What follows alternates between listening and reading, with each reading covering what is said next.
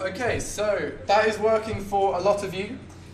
Thankfully, there are some of you who I think is still not working for, but it looks like you're on track to eventually solve that. It can be quite an arduous process getting it working for the first time, so don't be discouraged. It will eventually work. Next thing we're going to move on to is a bit more involved with the code. And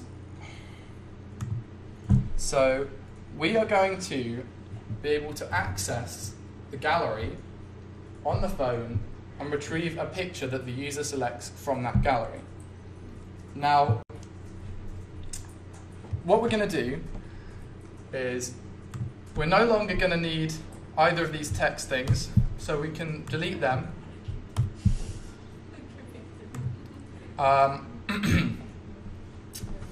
But what we are going to need is an image. So when the user selects an image, we're going to update the image on the activity that we have here to be the image that they selected.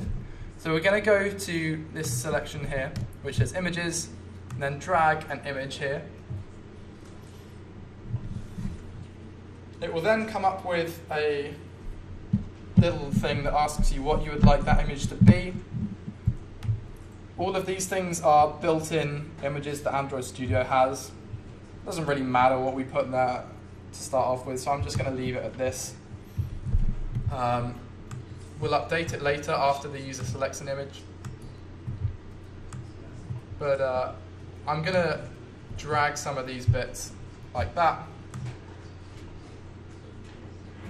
And then the last thing I do is I'm going to change this. So remember earlier I was saying how images can expand in different ways. What I want this image to do is expand to fill the space. And by setting these bits to be the little wiggly line, the match constraints line, it's going to expand. And you can see that here. I'm also going to get rid of these margins because I don't like the look of margins.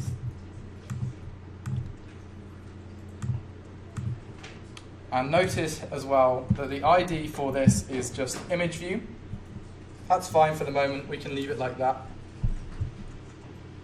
And that's set up that. Now, we're going to go to our activity. And we've still got the bits of code referring to the text views and the edit text. So we're going to get rid of that and that and all of this because we no longer need that. What we do need to access, however, is that image view. So in a similar way to what we did before, I'm going to write image view, image view. I'm going to hit Alt-Enter, stop that going red. And here, I'm going to assign that in exactly the same way as we did before, r.id.imageview.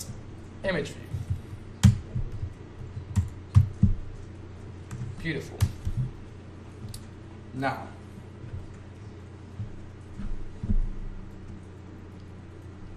so Android has some built-in activities for allowing the user to select. Oh, sorry. Yeah. Sorry. Oh, okay. Sorry. Yeah. So it has some built-in activities for allowing the user to select an image from the gallery, and we're going to be making use of that now. But before, I'm just going to talk a bit about intents. What intents are, why they're important. And so an intent is what you use to start up and pass information to a new activity. So it's kind of a bit like a letter. So say I want to start up a new activity and I want to pass it some information. It's kind of like if I wanted to send a letter to Tom. Now in this situation, I'm an activity, Tom is another activity, and I want to send an intent or a letter to Tom.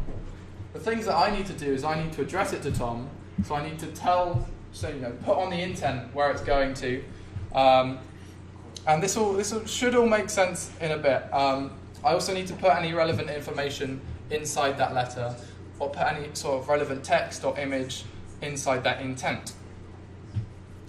Now,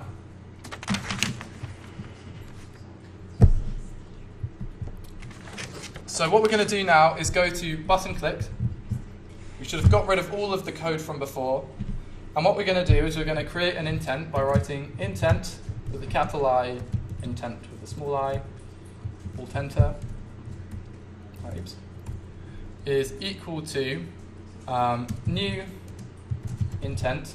So I'm creating a new intent, putting together a new letter, and then again intent dot action get content. Now this is something you'll probably find online on developer.android.com, so for the most part it's copy and paste and you don't really need to worry about it. This action get content here is saying that we want to create an intent, and this intent is going to get us some content. So whether it's a file or an image, it's a built-in Android thing.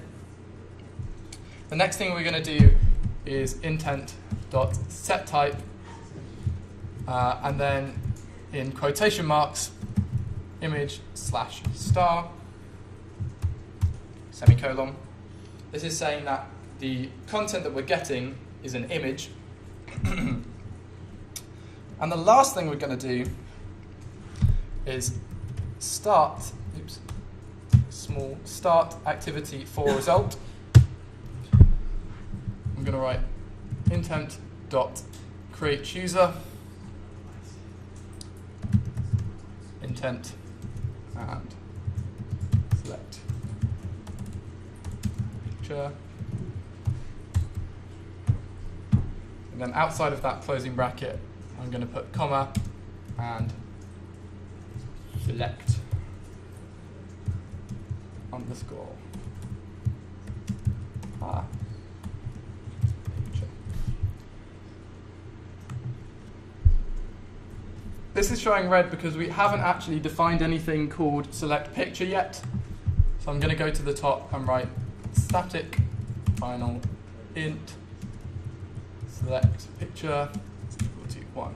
What this means is that we have this thing which is an int, which is another word for a number in coding jargon, and we've called it select picture, and we set it equal to 1. So here it's going to replace select picture with the number 1, which is a code for letting Android know we're trying to select a picture. Yes. What do the static and the final mean? Nothing that's really worth noting at this point. So the reason I put it there, the reason I know as a beginner Android developer to put that there is because it says it on the tutorial. If you want to find out more, then continue your Java learning curve and you'll get there. But I'm not going to go into that right now, so do forgive me. But with those 3 lines of code, what we should see is that when we run the app,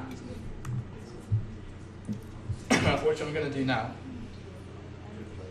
we should be able to access the gallery. So fingers crossed.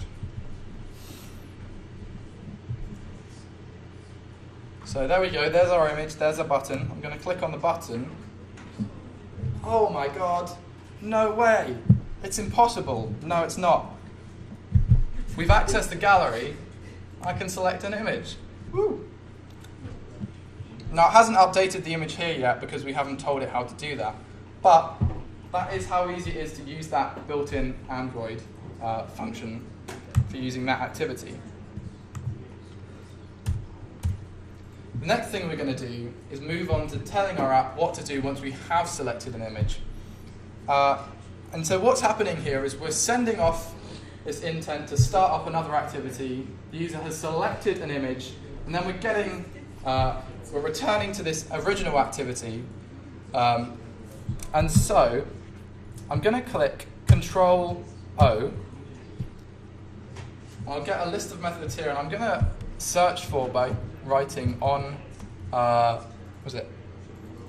activity result. So this has automatically generated some code for us to use and put our method in. The reason it's override here is because by default there's a section of code somewhere else that will run, but we are saying that actually we want our version of that code to run instead. Don't worry about it too much. But by using that Control-O, it writes a lot of stuff for us. We don't need to worry about it. The next thing we're going to do is check that, first of all, when we've come back to this, it's not because the user has cancelled or clicked the back button, and actually that they have selected an image. And secondly, that it was the selecting the image process that they were going through in the first place. So there are other ways that you can get to this bit of code. So if, for instance, you had another button which allowed you to take a picture, and when it returned, this request code would be different. So that would be a request code for taking a picture instead, not for receiving a picture from the gallery. And the way that we're going to check that both of those are okay is by writing if, brackets, request code double equals to select picture, and result code double equals result OK. So that's checking that when we created that activity, it was because we were trying to select the picture, and when we came back, everything was all OK.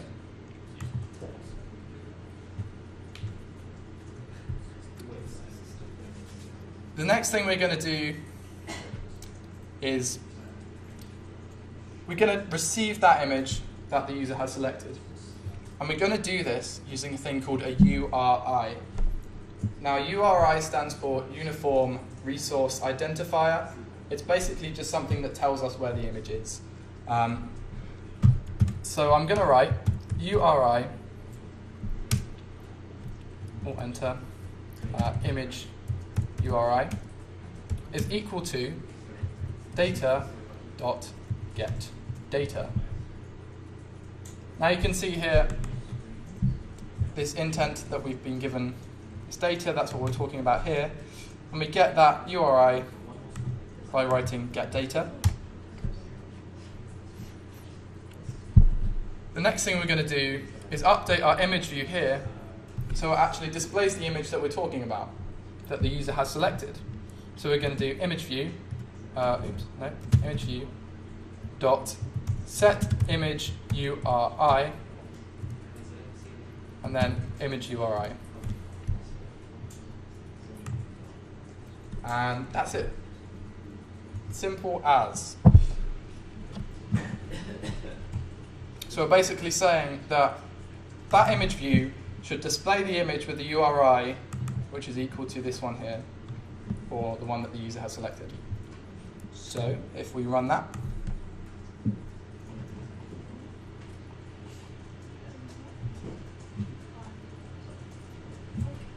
fingers crossed, so there we go, all good. We're going to click the button. We're going to select this image. Oh my lord, no way, incredible. Hold your excitement back, please. Oops. Ah. And I can do it again. If I'm excited, I'll click another image. The reason that I've got these weird images is because so the Android emulator doesn't actually have a camera because it's not a real device. It replaces it with this weird feed. But if you're running this on an actual phone, you should see your own images that you've taken and used. What are the characters of the select picture in the request code? Oh yeah, they're ampersands. Sorry. So it's just making sure that this bit is okay. So these two are equal to each other, and as well as that, this bit is okay. So these two things are equal to each other. So this is a point that's probably worth mentioning for all of those of you who are running an emulator, is that you won't, by default, have any images saved if you've just booted up an emulator. A fairly hacky way of getting around that is by clicking your home button and going to camera. You might have to go into all of your apps to find that. And then you can just click the capture button and it will save a picture for you to use. So this is what I've done before with this emulator, which is why I had those images which I could load.